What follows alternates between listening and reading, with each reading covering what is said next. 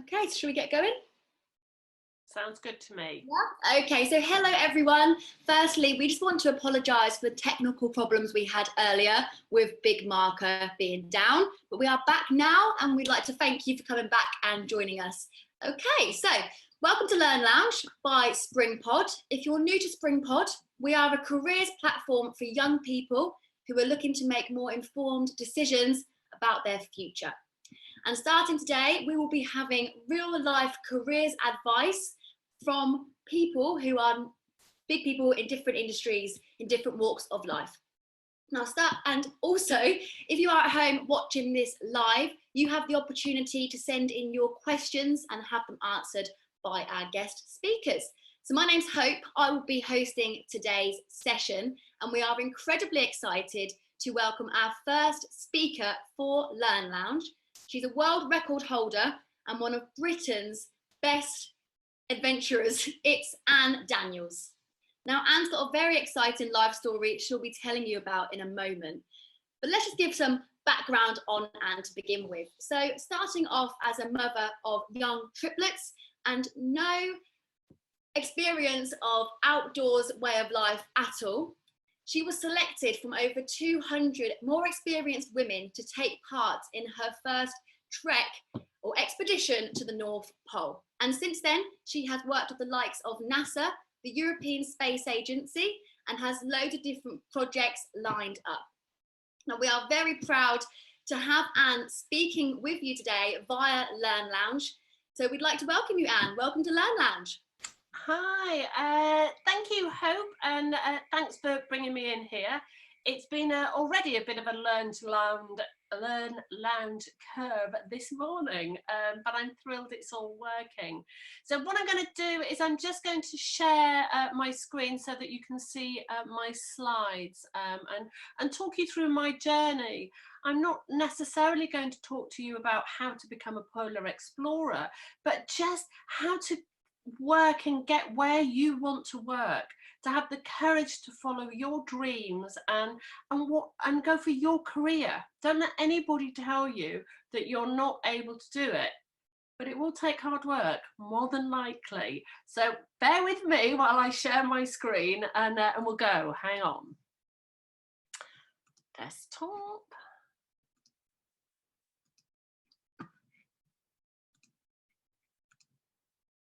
Is that working? I'll check with Hope first. Can you see my, yes, thank you very much. Okay, so as Hope said, I actually didn't start life as a polar explorer. I went to a normal comprehensive school just to sort of set the scene for me. I left at 15, just before my 16th birthday, so that was how long ago it was. And even then, I wanted to do something different than, let's say, the rest of my family. I didn't come from a background where we got many educational achievements. None of my brothers got any qualifications. And for a while, that's what I was looking at, is nothing.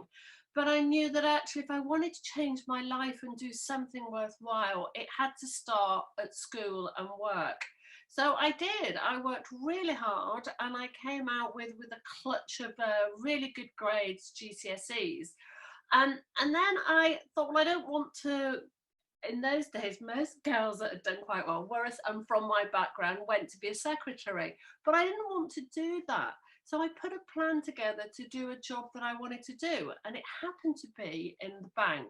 So I wrote to every bank on every high street, a really nicely crafted letter, and I got 2 interviews and that was it, but I was employed, and so I started my career as a bank, and I worked really hard and worked up to junior management, which I loved, absolutely loved. But then I left to have my triplets. And I didn't have a career then. I wasn't going back to the bank. It didn't work for my circumstances. So I had to find something else, something that would fit in with me and having very young children, and something that I loved. And that brings me to the first picture that you can see. And it's just an advert in the Telegraph. don't bother trying to read it. It is just an advert of these young ladies who were sat there with a varying array of polo kit that didn't actually belong to them.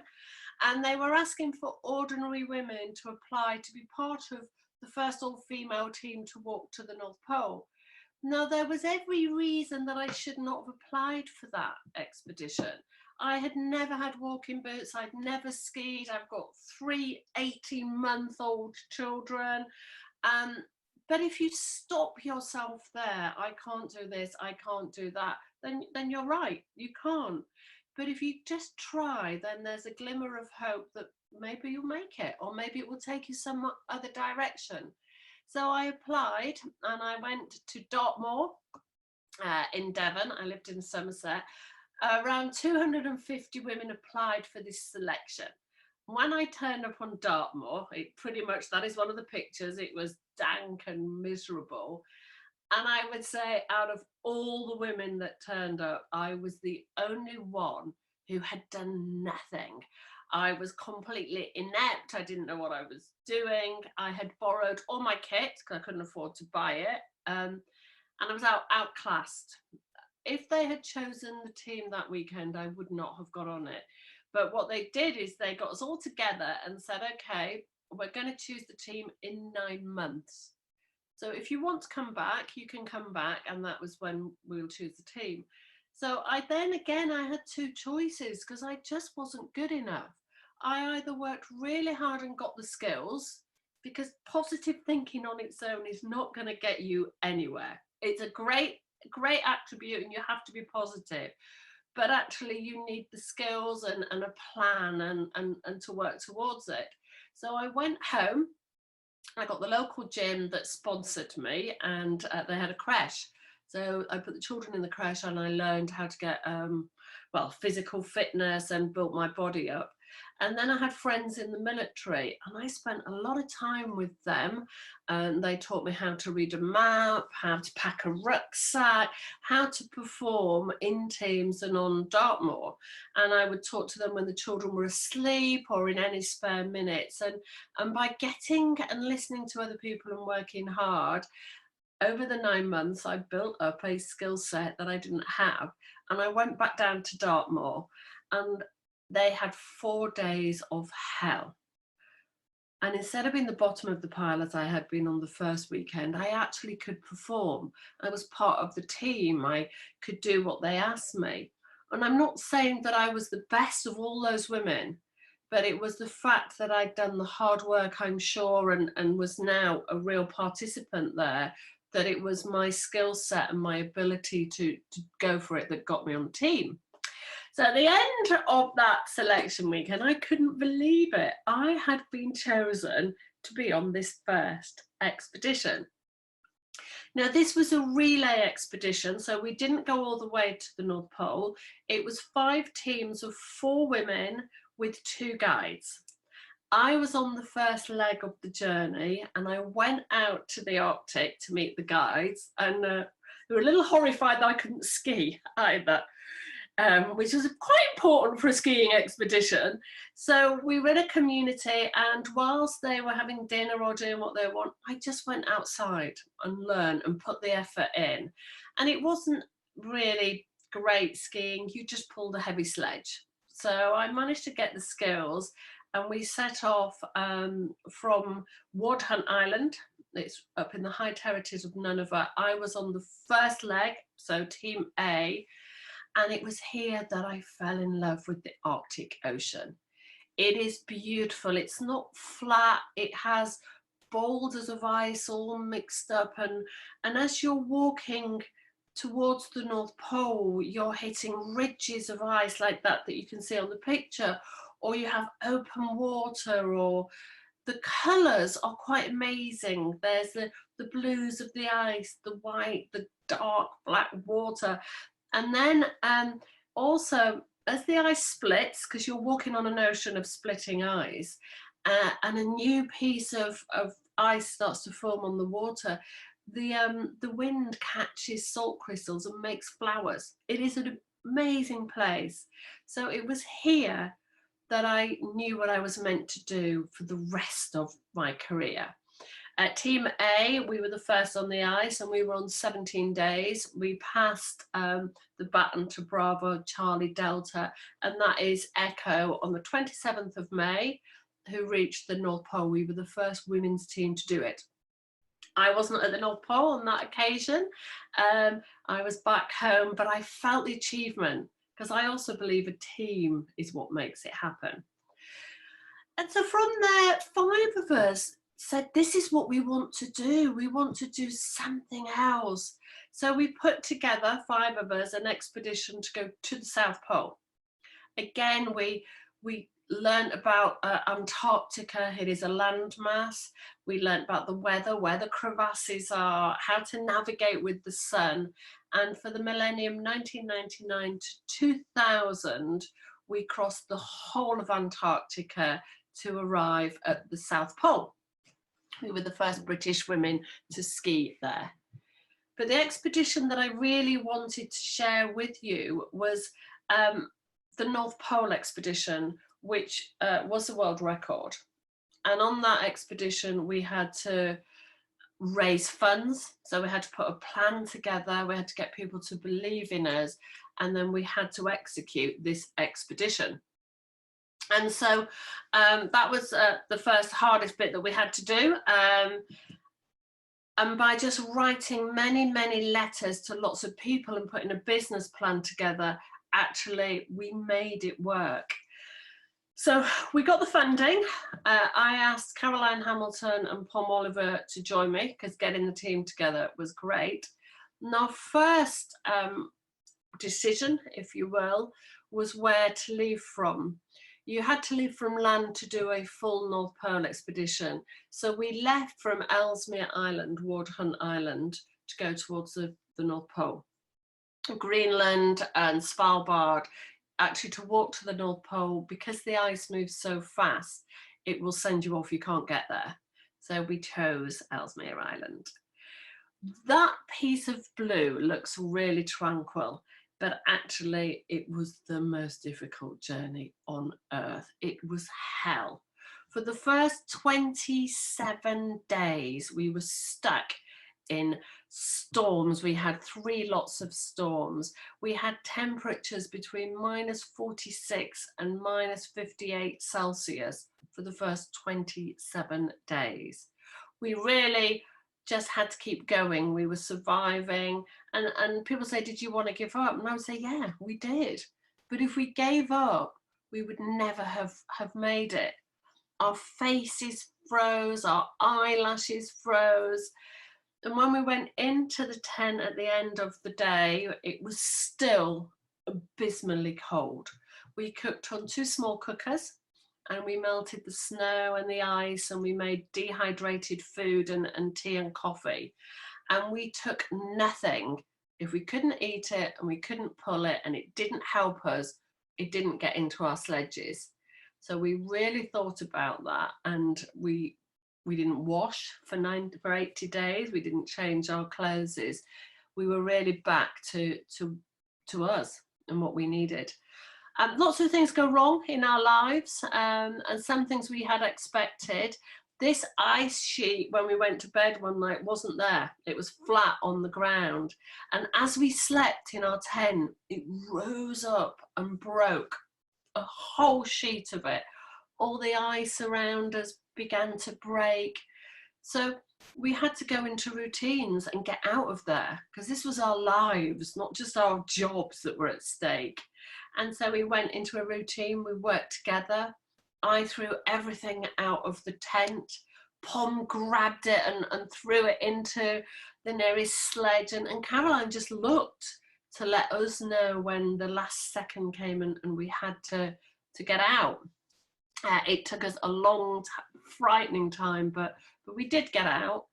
And as we skied on, the weather changed. It was pretty terrifying, and a storm hit us. So we tried to get the tent up, and we knew that we wouldn't be able to.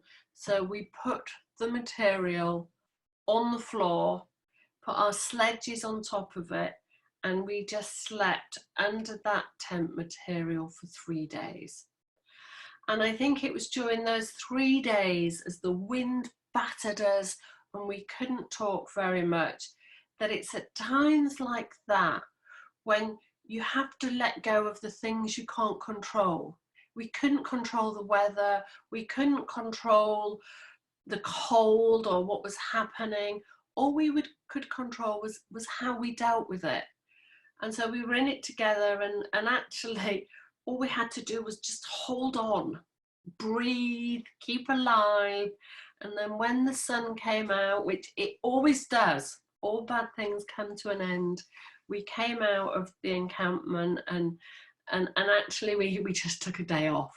We put our tent up and we regrouped and thought about how to keep on moving forward. And did we want to? And we did. So we got ourselves together and we waited for the next day, and we set off with renewed vigour.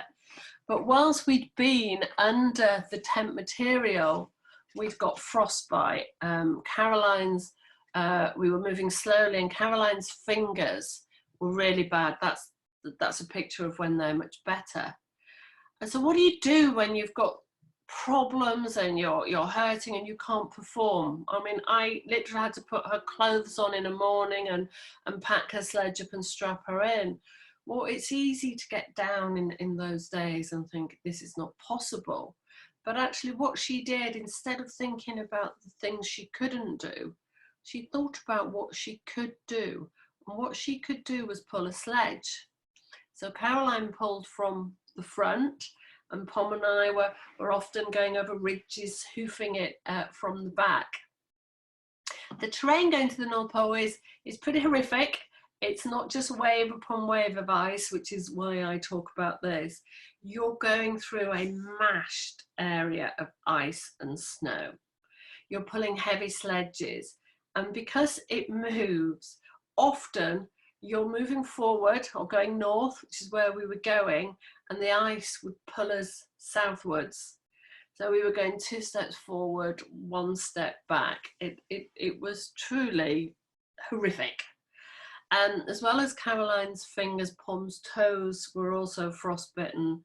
And as we walked on, you could feel and see the pain. Each night we dressed her toes because we had to look after her and the best we could. But after skiing for 45 days, her toes were like that. And she skied actually 47 days, I'll get rid of it, just to keep the expedition alive. She gave it everything, but had to leave on the resupply plane, which made Caroline and I terribly sad, and we left her. Well, she left us, and we had to find motivation from other places. So up to then, it'd been our sponsors, our children, our followers, but actually the motivation and the desire to keep going came from Pom's sacrifice. When she left, the temperature got better, but the changing world and the terrain there was more areas of open water, more areas of thin ice, the black ice we couldn't ski on. And so we were always having to find a way around. But I would say that when there are obstacles, we stopped looking at, oh, I can't ski across the thin ice or the open water. And we found ways to get over it. It could be an island in the middle, an ice island, and we'd hop on. So it was always, how do we solve this? We were always afraid of polar bears, but actually on this expedition, we were thankfully not bothered by them. We had to find new ways to do things. So expeditions up to now, there's always been more ice on the Arctic Ocean. So they hadn't had to swim. And I was given this suit by a guy called Borger Ausland, and I got it made for the team. And what it meant is we could put it on and we could cross thin areas of ice that we wouldn't cross without it. Because if we went in and we got wet, that's potentially when we could die. And whilst we were afraid of this suit, we did use it. And at first we were clumsy and we went in, but then we just got better. And we found better ways of doing the things that we were doing. And then just because you're doing something and it works, we sort of thought, well, can we even do this better? And we'd eaten most of our food. So if we were crossing water, instead of getting in, we began to get on top of the sledges and go across that way, and therefore get quicker. We used our sledges as bridges, and we skied for 15 to 16 hours a day, maybe slept a little bit. But I don't think it was until the very end. Because 80 days, we knew the plane was coming for us because the ice was melting, there's only a small window. And as we got to the last 2 days, it takes a plane 2 days to get to us from where they were stationed, we actually began to believe we could do it. But it wasn't until we crossed the final ridge that we got our flag out and started to go towards the pole. We went over a ridge, and this is the picture of our North Pole at that time. And we hit that little bit of ice that you might be able to see it in the middle. And at first the North Pole was in the water. We didn't know what to do. We only got an hour to go. So we got our GPS out, and that piece of ice went over the pole, and we managed to get it. It was just the most fantastic feeling. So we put our flag in, and we sang the national anthem. We put our best dress on, had a drink, and we got in our sleeping bags and ate some stew until the plane came. And whilst it always said Anne Daniels and Caroline Hamilton, the first women to go to both poles, I always felt it was Pom, because she was there in spirit as well. And so what do you do when we had got the world record? We were the first women to walk to both poles. But for me, I just want to finish by telling you that you don't stand still. And I wanted to work for this beautiful ice and place that I love. So I began working on scientific expeditions. We do live on a blue planet. And a guy called Pen Haddo asked me if I would join him to lead his, he was the leader of the Catlin Arctic Survey, and we were drilling through ice to measure the thickness of the North Pole ice. And he needed somebody to physically lead his expedition so that he could do the science. And he trusted on me, so I worked for 75 days with Martin Hartley, who took some amazing photographs, and I led physically that expedition for Penn. The year after I went back again, it was the Catlin Arctic Survey, and this time we were looking at how the chemistry of the oceans are changing. So we collected samples for the scientists, and that was a 75-day expedition. My job was leading from the front to find a path. And then 2 years ago, I began working with NASA, doing expeditions to the North Pole, but we were leaving, it's a transmitting radar so that NASA could follow the movement of the ice, and they're doing a lot of programs around it. So I've worked with them for 2 years and taken different radars that do different things and transmitter beacons. And I've been completely honored that they gave me my own mission, Ice Flow Borneo. And I'm in very big contact with them. So all I can sort of say to you is some of the lessons that I've learned about keep going, get a plan, get your mindset right, and find a way, get rid of the things that you can't control, and just keep going. You do not know what's possible. So that really is my only kind of gift for you, is believe in yourself and just work towards what it is you want in your life. And it's your life, so you live it. And thank you for listening. Wow, Sorry. Amazing journey that you've been on, and I feel quite privileged that I have experienced it listening to you directly rather than from anyone else, and I'm sure our viewers do as well. Now, next we've got a question and answer. Some of our viewers have been sending in their questions. So you mentioned a little while ago how you have to get your mindset ready. We've got a question here from someone called Sam, and he has said, how do you get ready for all of the challenges you'll face on the expeditions? Well, it takes a lot of time, so it will take me about 18 months to get yourself ready. And I train every day, apart from today, because I'm with you, of course. I will, when I'm not on lockdown, I will go to a gym or I will pull tires, and I set that as my routine. I'm up, I take my last child to school, and I train for 3 hours every day. Then as it's getting closer, I may do a whole day's training. I go away with the team that I'm on expedition with. We'll do a weekend away. So physically it takes a lot. I have to put on weight because I do lose a lot of weight. So I'll put on at least 2 stone. So things like that, get yourself ready. I look at so I will go and look at the ice as it is now. So I do a lot of research, even though I've been out nearly every year. And new kit, I'm always up for learning. So I know what I like now, but I go and talk to other people who've done things, because nobody can know everything. And people say, what do you do with your mind? I don't know. I don't have any special thing. I just know it's going to hurt, and I just have to keep going. And so I don't complicate it. And by doing that, when I go out there, putting the work in, I feel I've done the best I can do. And then c'est la vie, what will be, will be. In terms of the mental side of it, when it comes to like leaving your family at home, how do you deal with that? Oh, well, I will talk past, because the triplets are now 26, so they've left me, and I have a 17-year-old at home who I do miss. Because I believe in what I'm doing. I was also a single mother. At the time, I'm married again, but my marriage broke up. So when I did the big expeditions, for me, it was earning an income, so I could go away. And it sounds terrible, I'm gone for 80 days, but I may not go away for another 2 years. So if it worked for me. It meant that I could earn an income and then speak once a month, and I could provide for my children. But it was also the belief that if I don't do what I want to do, and I don't live a full life, how can I teach my children to do that? We're not just slaves.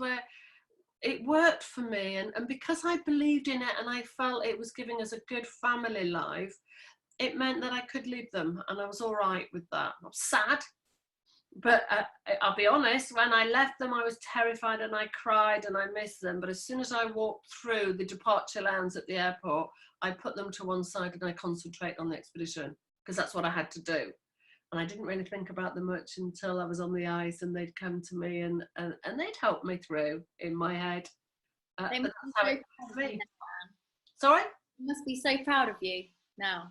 They are now. And I talk about it when they were little, and was it terrible? And they said, no, because my parents moved in my house. So they were still with Granny and Grandad, and their lives went on, and they were very happy. And I think they would tell me now if they were older, if they weren't. But it worked for us. And I think that's it. Find what works for you instead of fitting into a box of what society feels.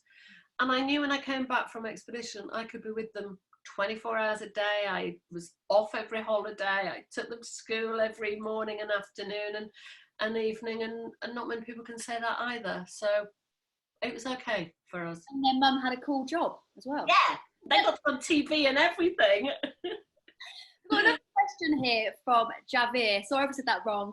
He said, now that you've broken world records, what is your next big goal? It's a big question. Well, that's what I do now, is I work with people on a scientific front. I don't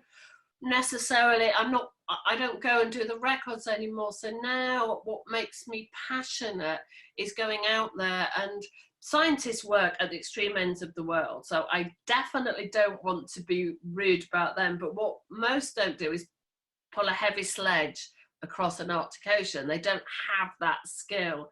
So what they do is they plug into me with their projects, and so that's what I do now. And I'm not bothered about records anymore. I think they're great things. Our Olympians do them, but for me, I found a new passion, and it's what I get out of bed. I love the Arctic Ocean, and the thought that somebody like me, who's not got an A level to a name or been to university, can really help some of the most intelligent amazing scientists and goodness knows what in this world, why wouldn't you do that? And that helps put me to come through the pain and everything else that I may have to go through. So it's not that you don't have goals anymore, it just means those goals have switched. They've changed into helping the likes of NASA. Yes, they've changed, and also what I like to do now as well is there are some people who are coming up, and so to pass the skills on, people have helped me. I think that's a good thing to do. Sometimes it's fun. I've looked after film crews out there. People come to me with projects and I look at them and go, oh yeah, I'd like to do that. And I found myself in that really wonderful position where I'm a 56-year-old female, but I'm at the top of my polar career, and so people come to me. And I don't need to change the world anymore. Let the younger people do that. Pass on your wisdom. That's right. I've got to that good old age. We've got another question here from someone called Anonymous Attendee. How do you get ready for all of the challenges you'll face on the expeditions? Now, you did answer this briefly in terms of the physical side of it, but how about the team building side? How do you get ready for the challenges you'll face as a team? Well, mainly you have to spend time together. So we spend time together. We'll go out, and it could be anywhere. I did not long ago. I did a 9-day walk or Corsica. So we all just went and walked in Corsica. So we'll just get together and go out to somewhere extreme where we're going to push ourselves, and then you can help. And also you need to understand. So I really believe teams are important, but you've got to know each other to do that. So we talk a lot. You've got to know about each other personally, what their strengths are, what they're not, what they like, and be prepared to help each other. And also, for an expedition, there's a lot to get together. Your kit. So, I work with some of the best outdoor kit people, your food, and as a team, you all do that together. So Sunday, maybe you get the chocolate, you get the nuts, you do the evening food, you do the socks. And there are all those things that you have to do. So I think when you apportion jobs out, that's a good thing to do. And then everybody feels value. And that's what a team's about, is you've all got a purpose, you're all valuable to the end. So it takes hours and months of work to get to the point that you're ready to go. Everything, even so much as where your pockets are on your clothes, because when you've got a harness on and it's cold, you've got to have toggles on your zip so you can't grab hold of them with your gloves on. So everything has to be thought of. Or think about the tiniest little details that the average Joe wouldn't. If you have a flask, you can't take the lid off the flask when it's cold because your fingers slip. You've got slippy gloves on and it's cold.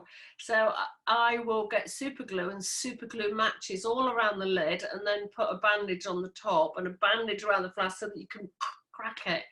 Every item you take has to be modified and thought about. It's ours. And what do you think, if we could ask your teammates what they think of Anne's strengths and weaknesses, what do you think they would say each of those are? I keep going. So I tend to be the first up because I like to I'm a doer. I will get up and I will do, and I can keep putting from one foot in front of the other.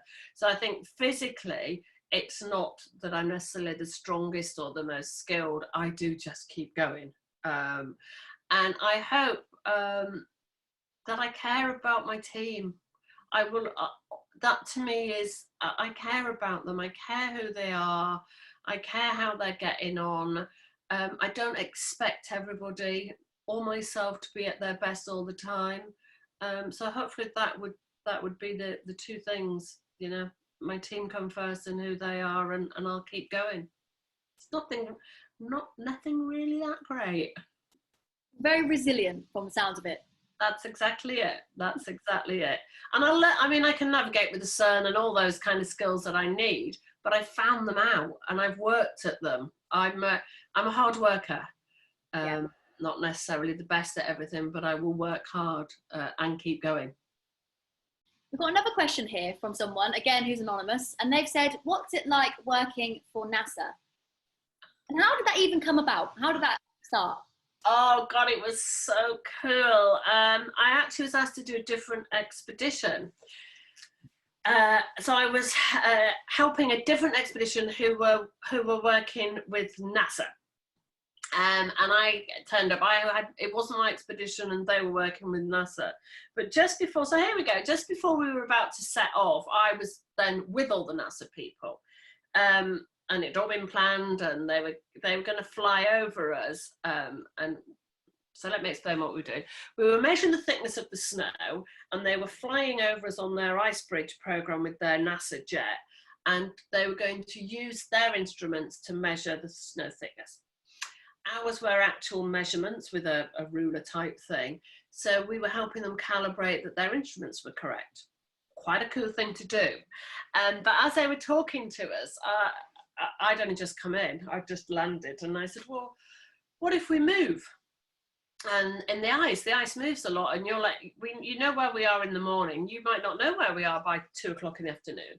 And they said, oh, we can see you for miles, it'll be fine. And I went, okay. Can you switch your very fast jet when you see that we're maybe could be 10 miles to the east of where you're expecting us? At which point they sort of had a bit of a meltdown and went, oh my Lord. So this whole program was looking as if it could be jeopardized by that very small fact. And they hadn't thought about it. And we had 2 days. We were at Svalbard, and we had 2 days before we were leaving. And so the head of NASA went, oh, well, what you could do is either we could ring you, because we're on sat phones now, every hour, or if you could get a beacon, a tracking beacon, you could track us. And there was a joking conversation, and I went, well, yeah, he said, I've got 2 days. I'd have to go through all the protocols and red tape. I went, well, you are the head of NASA. If you can't do it, who can? And he just laughed and said, okay. And off he went, and he managed to get these beacons, and he went through all the red tape within 2 days. And to get them to us, they had to pass them from one commercial flight to another, because they couldn't just get them there. Pilots were running across runways to get them to us, and they arrived. And in order to get them on the flight to the ice, I had to shove them up my jumper, because they were government tracking beacons. That's how it started. And then I got this relationship, and they put a whole program around the tracking beacons. And then the guy I was working with, John, went, can you do this again? I went, yeah, I can do that again. So that's how I started to work with them, putting tracking beacons out. And next year we'll be doing another one. And so they sort of jump on some of my projects, and that's how it happened. It was a little joke. That's it. What else have I got here? I've got one from Mr. V. What kept you motivated when people were starting to get ill around you and you knew you still had a long distance to go? And how do you build up your resilience? Or have you always been resilient? I think through my life, I've just built it up. You know, like I said, I left school and decided I wanted to do something better, and so kind of worked on it, worked. When it was really, really bad, and the team, and we didn't think we were going to make it, that was pretty much it. Was we would talk, so we'd get in the tent at night, look, how and get the team together. How are you all feeling? And we were all feeling pretty rubbish. I'm not going to say we were all great, but we talked about, okay, we cannot give up. We didn't know we were going to make it, for sure. And as a team, we just, it was talking to them about just keeping on going. And we will get up every day and we'll just put one foot in front of the other and do the best we can do today. And if we don't make it, then we've done everything and we can live with that. But we couldn't live with just getting off the ice and giving up because it was too difficult. And we all felt like that. And then other things came into play, because it isn't just one thing. I thought about the children. I've left them at home on my own, on their own, with their grandparents, but I've left them to do this. I can't go back and say, I just gave in.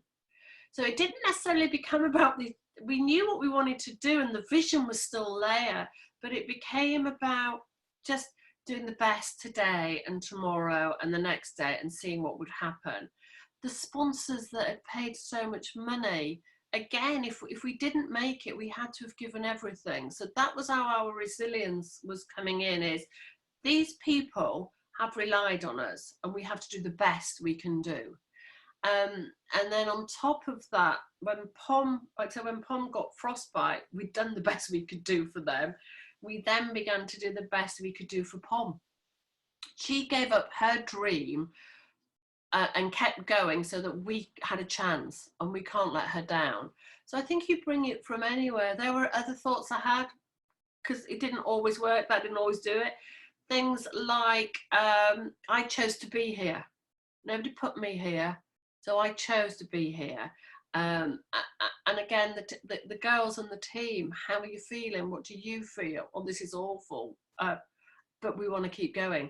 And that was the only underriding thing, was we want to do it for these people. We want to do it for the vision. We want to do it for ourselves, to be the first women. But actually, in the end up, it was just, we want to do the best we can do. And we can do no more than that. Because we didn't think we were going to make it quite a chunk when we were all suffering. So we just want to do the best we can do. And I think that's all you can do in life. Euphoria you must have got when you reached those points. There was a lot of euphoria for different things. Even, so sometimes it's small things. When we survived the breaking up of the ice, we celebrated. So when I do a talk, I tend to go, it's like a 45 minutes, and I can go through all the different things that our mindset and how we got through it.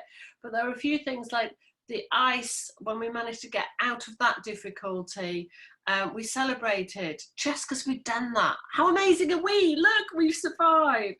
And that might sound egotistical, but it was a way for us to feel good about what we were doing and move on. So we had lots of small points. Every time we passed something, if it was an obstacle, we managed to get over it, we stopped and went, gosh, we did that. We got over this. We can go again and do the next thing. And it was just by chunks, bit by bit, getting our way there. Probably helped to motivate you more, because you weren't just thinking of what needs to be done. It's, we've done this so far, we can keep going. That's right. That's right. Good, wouldn't it? Yeah, that's absolutely right.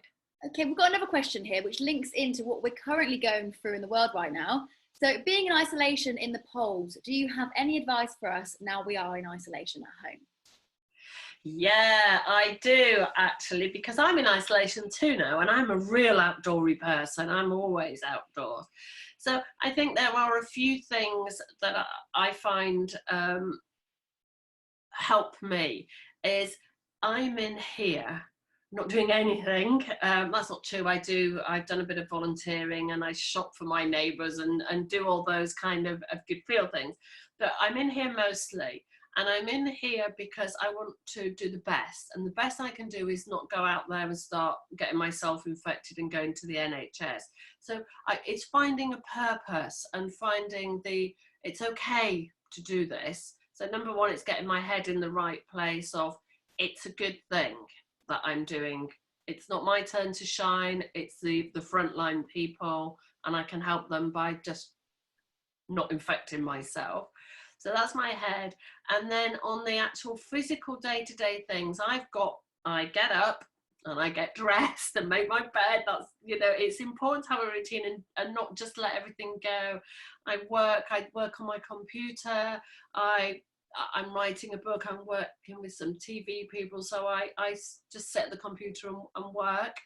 I take some time out. I go out, and we're allowed to have our walk. So I go out with my daughter and walk. I do some exercises at home. So I've got a routine of everything I do. I decorate the lounge, and then I'll do that.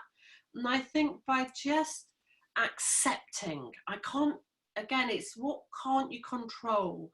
And I can't control what's going out there, but I don't have to add to it. So what can I control? I can control what I do and myself.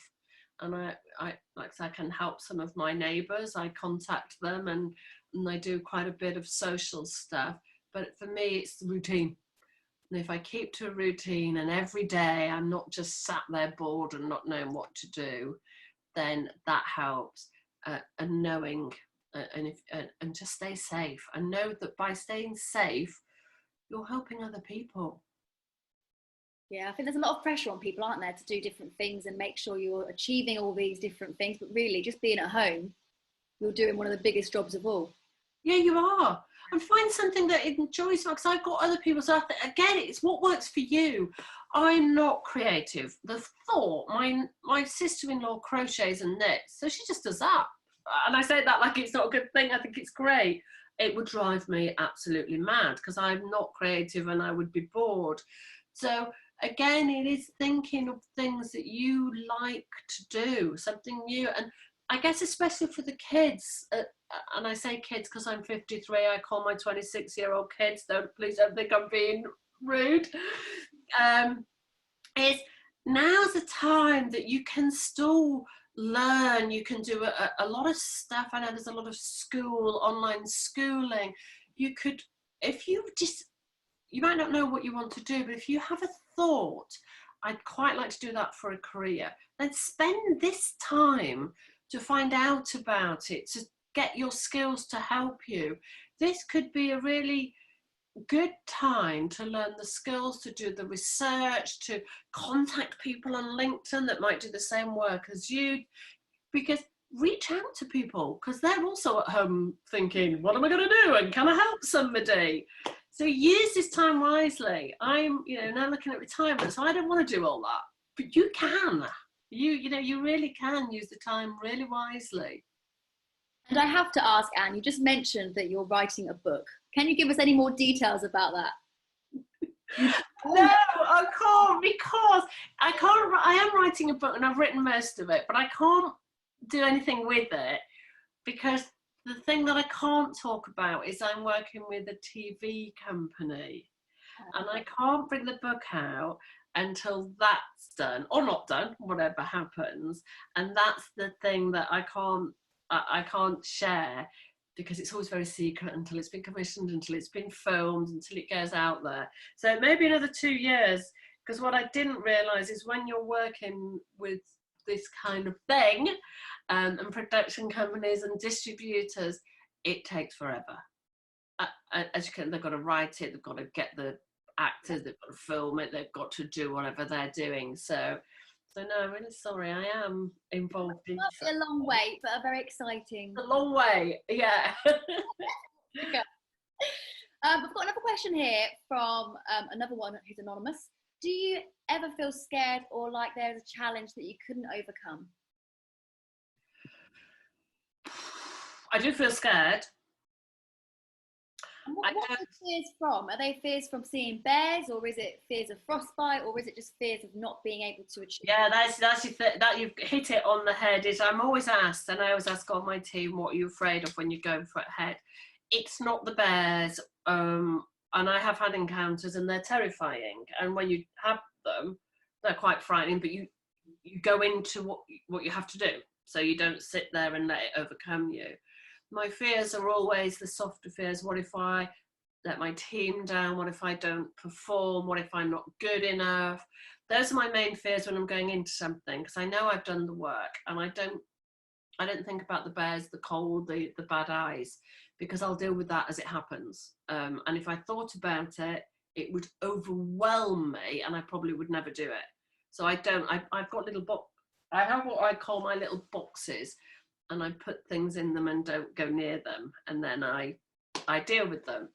But I even in this, so strangely, in this COVID place that we're in, when I go out and shop, because it's like I can't do anything about it. It's like this invisible thing that could get us, or I could pass it to some of my little people that I'm helping, and that gives me fear and angst when I go in a shop. And so I doesn't stop me doing it, but I go in and I take the precautions. I wash and I don't get close to people, and I do what I have to do, and then I come out. So we could talk about going to the expeditions and the real terrifying things, but I'm able to deal with them because it's my area of expertise. But this little, it's not little, but this thing that we're in now, I can't control, and I can't see it, I don't know it. So I do have fear. The unknown. Do it anyway. I think bravery isn't not having fear. We all have them. It's doing things, but doing them well and safely. And if you have to do it, do it. And if you don't, then don't. Look at what you're doing and make a decision. That's brilliant. Thank you so much, Anne, for being with us today. And those photos that we saw as well helped it come alive even more. So thank you so much. Thank you. Thank you for tuning in. Yes, thank you everyone. Now, for those of you who are watching at home, we'd just like to remind you that we have partnered up with the Children's Trust, and they're one of the UK's leading charities who are tirelessly working towards making a positive difference in the lives of children with brain injury. Now, the sad truth is that every year, thousands of children acquire a brain injury, and the Children's Trust have the expertise to help them, but they also need our support as well. So we think it's a mission worth supporting, and we hope that you might want to make a donation, no matter how small, to help them provide specialist rehabilitation and medical care for these children across the whole country. Now, please just, if you want to do that, please use the Just Giving link on the screen to donate, and all the donations will go directly to the Children's Trust. Now, thank you again for your support and your time today. We have really appreciated you coming back after the technical problems that we had earlier. And we hope that you found Anne's talk really fascinating. And we'd love it if you could tell your friends, your family, or anyone else that you think might benefit from our Learn Lounge sessions. Talking about our sessions, our next session, which was due to be at 2:30, is now at 3:30. And that is with best-selling author and maths whiz Rob Easterway. He'll be taking us through his marvellous Diffie game. Make sure you tune into that one because there is a brilliant prize to be won. See you next time. Thank you again.